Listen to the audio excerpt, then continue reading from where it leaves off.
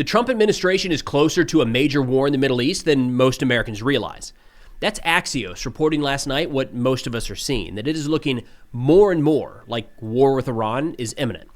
I mean, this is the largest buildup of U.S. military forces in the Middle East in decades, significantly larger than recent operations against Venezuela or even last year's strikes on Iran, Operation Midnight Hammer. So today we're going to talk about what is happening right now, as well as some arguments being made for and against U.S. military action in Iran. And I want to start with the scale of this buildup. Ian Ellis over on X does an incredible job documenting what is publicly known in terms of U.S. military assets in the region. And you should look at this chart, which I think Ian's going to have to make this a two-pager before too long. It's getting awfully small on there. But, I mean, it gives you an idea of how much is headed to the region. But this is just what is public. And just in the last few hours, we've already got more information that American F-22s have left the United States en route to the Middle East. The last time that they were used during Operation Midnight Hammer, they arrived in theater 4 days before those strikes were carried out, something to keep back of mind. Additionally, there is a nonstop flow of supply and logistics aircraft, be it cargo planes or refuelers, heading from around the world, mostly the United States and Europe, into the Middle East right now. The buildup there has not stopped. It is continuing. And there's nothing like this that I can remember. All right, so the last time that we had anything near this size happening in the Middle East was late 2002 into early 2003, the lead up to the eventual invasion of Iraq. Just to give you an idea. Now, one notable piece that's missing, if we're going to make that comparison from now to 2003, is the boots on ground. There's nowhere near the same quantity of U.S. military, Marines, and soldiers on the ground that would take part in any sort of land invasion of Iran. So everything that we're looking at right now speaks to an air campaign. In fact, we've got a couple different analysts here suggesting that this could be a rather sustained campaign at that. But the buildup here, we know that one carrier strike group is already in theater. There's another set to arrive in the next couple days, maybe Thursday, Friday, Saturday. Each of those have their own associated carrier air wing that includes F-35s and F-18s. There's as many as 12 destroyers already in the region. And then when you're looking at land-based aircraft, I'm hesitant to even give numbers here because this is changing by the day. But let's just, to keep it simple, say we have a number of F-35s, F-15s, F-16s, and A-10s already forward deployed in the Middle East, and even more in Europe that could, and some are, being moved forward into areas where they can carry out strikes on Iran. Now, in terms of what's happening right now, kind of the backdrop is that talks are ongoing around something, depends on the day, generally the Iranian nuclear program. And it looks very similar to how these talks have played out in the past. The pessimistic side of me says this isn't going anywhere, and I think there's some folks that would agree with that. What we've heard most recently is that the two sides have agreed to keep talking, which is kind of diplomatic talk for no progress made. Let's see if we can get closer next time around. And when you look at the list of demands from the United States and what Iran has said they are or are not willing to talk about, again, it's just hard to see how there's any room for progress there. So to nobody's surprise, doesn't appear to be a lot of progress at this point. And Axios overnight reported, quote, "The Trump administration is closer to a major war in the Middle East than most Americans realize. It could begin very soon. A U.S. military option in Iran would likely be a massive weeks-long campaign that would look more like full-fledged war than last month's pinpoint operation in Venezuela. The sources note that it would likely be a joint U.S.-Israeli campaign much broader in scope and more existential to the Iranian regime than the Israeli-led 12-day war last June." The Times of Israel had a write-up on this as well, where they quoted former IDF military intelligence chief Amos Yadlin saying that a military confrontation between the United States and Iran could begin in the coming days and be an intensive, multi-week campaign. He said the confrontation could be imminent. Quote, "Last week I allowed myself to fly to the Munich Security Conference. I would think twice about flying abroad from Israel this weekend." He says, "We're much closer than we were before, but I remind you, a superpower does not go to war in a matter of days. There is a diplomatic path that must be exhausted." Adding that many people still do oppose the attack, and we're going to look at some of those assessments here in just a moment. He also said that the Pentagon is not clear what they want to achieve. They quote two Israeli officials that Israel is preparing for a war to break out within days, adding that Israel is pushing an operation aimed at toppling the regime. Now, a couple thoughts there. That piece kind of flying under the radar a little bit, I think. Now, this is a former IDF intelligence chief. So, I'm certain he has a lot of contacts throughout the United States and throughout Israel.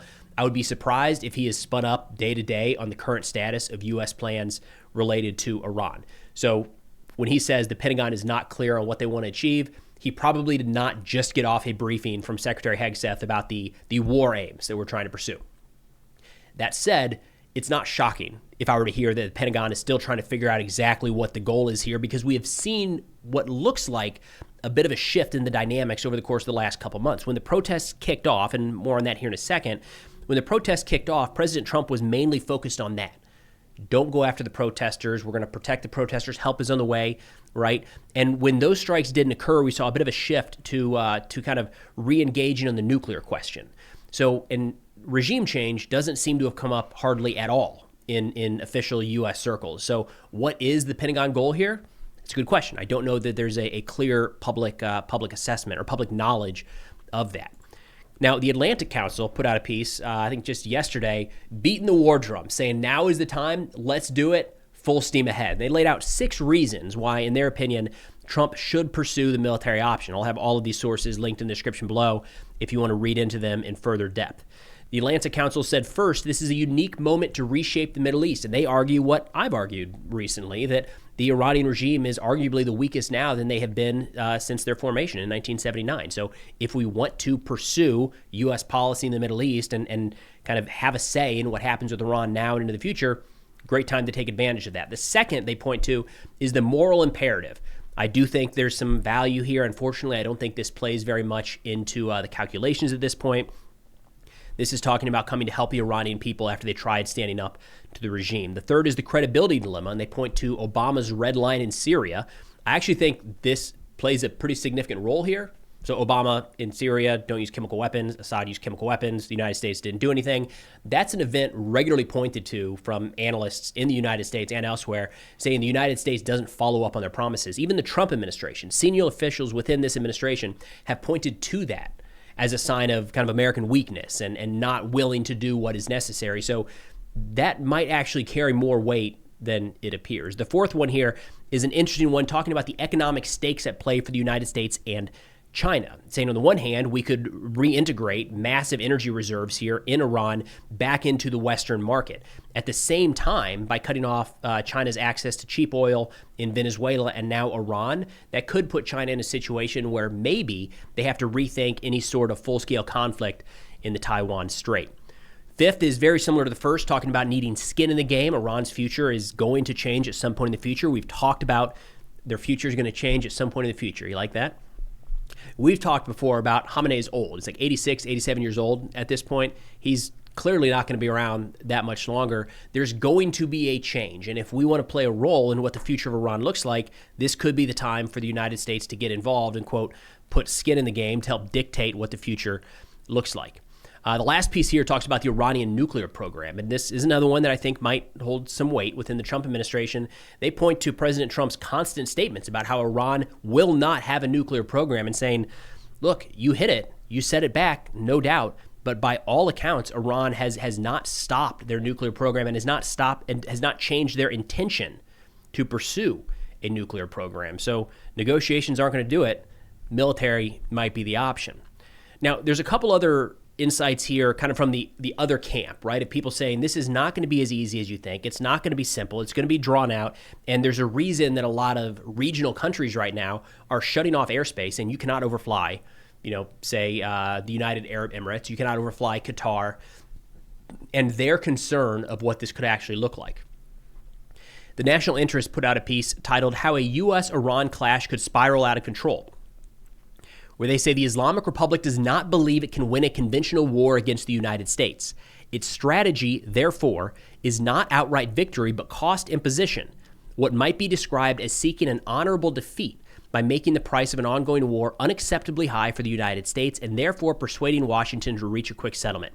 That is really smart. I don't know what else to say. Like, you hate to see it when our adversaries come up with good strategies and pursue good strategies. The Iranian proxy strategy was pretty effective by all accounts. I mean, it's pretty degraded at this point, but it did its job in a lot of ways. And this is another one where Iran going toe-to-toe with the U.S. military would be great for the U.S. military. Pretty rapid victory in that sense. It's not comparable. Our capabilities to theirs is not close. So Iran is likely to pursue something else. And what cost will the United States accept for a victory in Iran? That's something to think about. I don't know. Something tells me it's not very high, though. Again, the fact that this argument is not being made to the American people. If you walk down the street and say, how many ships, how many sailors, how many aircraft are you willing to lose for, again, what we don't know to be the desired outcome in Iran, my guess is that number is pretty low. And the American appetite for casualties in this conflict is on the low end. Personal assessment, but that's something to consider. They add that the Trump administration's gunboat diplomacy to secure a nuclear deal is widely interpreted in Tehran not as leverage, but as part of its preparation for a regime change operation.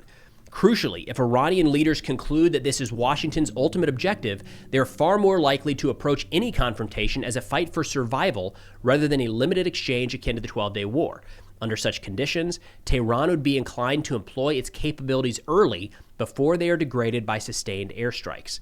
This is one of the minute, we are arguably already in this category, but you get to this area where it's very, very hard to walk it back. If Iran gets the hint that we are inbound for strikes, you can understand the rational thinking of we need to use those missiles right now against the most viable targets right now because they might not be here tomorrow.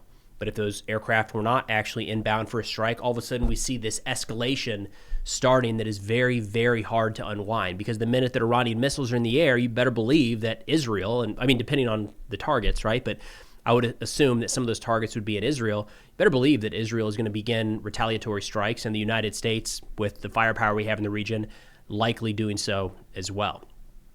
Now, Iran International takes a different angle here, talking about why regional powers are pushing to prevent this war. They say from Riyadh to Ankara and Doha, governments across the Middle East have moved with unusual urgency to contain the confrontation. Their motives are not driven by abstract appeals for peace, but by hard calculation. War between Iran and the United States would expose their territory, economies, and political stability to immediate risk. They say this emerging consensus reflects a simple conclusion shaped by a decade of upheaval. A controlled crisis can be managed, a war cannot.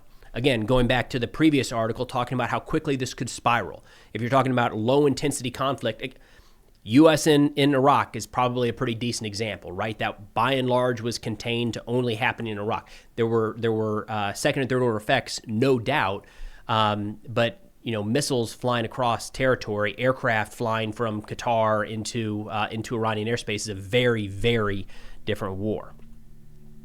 They say most of these states maintain closer ties with Washington than with Tehran, yet their opposition to war is rooted less in sympathy for Iran than their own vulnerability.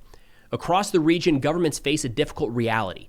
They depend on the United States for security while remaining exposed to Iran's missiles, drones, and allied militias. This dual vulnerability explains their approach. They oppose war and are working to prevent it, but also preparing for the possibility that diplomacy fails. If war breaks out, most would seek to avoid direct involvement while quietly aligning with Washington's security framework to protect their territory and long-term interests.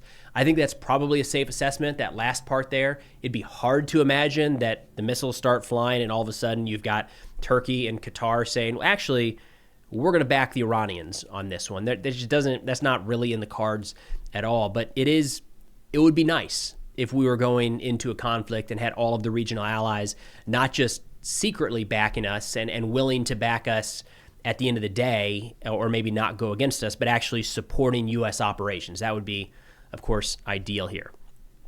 Al Jazeera then had an interesting piece that I wanted to highlight, talking about, from their opinion, why Trump is hesitating to carry out strikes on Iran. And the reason I wanted to point this one out is we have had the assets in theater for a long time. All right, this is one of those where I've been hesitant to make this video because it's been the same for like weeks now. Right? We had the ability to carry out strikes right when the protests kicked off. They would have been limited in scope, no doubt, but we had the ability to do something. Every week since then, now every day, even every hour, we have more and more assets in the region. And at some point within the last probably week to 10 days, we crossed the threshold to where this is the largest that we've seen in decades.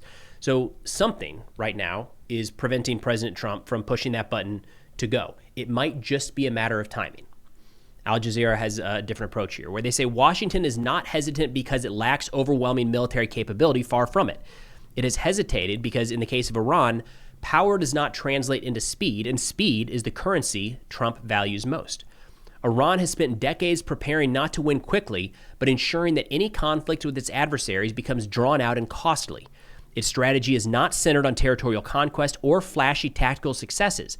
Instead, it is built on endurance and the imposition of costs. Iran does not aim for a knockout blow. It seeks to draw its enemies into prolonged conflicts that drain their resources, erode political capital, and consume time, ultimately exhausting even the most powerful militaries. Again, smart strategy, right? I mean, we've seen just about every military operation that President Trump has greenlit has been very fast. Been effective, but very fast. I mean, I don't think that he's signed off on anything at this point that bogs us down for any significant period of time. The closest you could come to with that is the continued strikes with the Houthis. And do you remember where that ended? We just stopped. It was like at one point we were like, all right, ceasefire, moving on home. Like, we inflicted a lot of damage on the Houthis, no doubt. Lost a couple aircraft in the process. No U.S. service members were killed or seriously wounded, but we can't really call what we did to the Houthis a victory. We just stopped at one point. So that's probably the best indication of what a long-term campaign could look like, is the United States just kind of backing out. Again, I don't know that we have the stomach for a long-term fight in the Middle East right now. I don't know that that argument has been made to the American people that we're ready to saddle up and get after it in Iran and in Yemen. Al Jazeera says, quote, "This is precisely why the United States remains hesitant and why Donald Trump in particular treads carefully.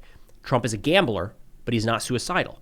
He's willing to roll the dice when he believes that the odds are stacked in his favor and the payout is immediate. Iran, however, represents a different reality, a conflict with enormous downside, limited upside, and almost no plausible path to decisive resolution and no assurance of a clean victory." Now, one thing we get caught in the trap of doing here is looking at the size of the military buildup and kind of thinking that you got to use it or you're going to lose it. And that's not true. I mean, they can just fly back home tomorrow. It could be entirely a negotiating tactic. It's a costly negotiating tactic. But at the end of the day, moving military pieces around the world is, financially costs a lot of money. It's safer and even financially less costly than going to war. So entirely possible that that's what we're seeing right now. But look, this is a lot of metal, a lot of firepower moving into the region for it to go unutilized. All signs do point towards some sort of likely sustained campaign being carried out against Iran at some point in the near future. Again, a key date to watch here is this Thursday through Saturday window when the second carrier strike group is set to arrive in theater. But that's all we got for now. Thanks for watching, and I'll see y'all next time.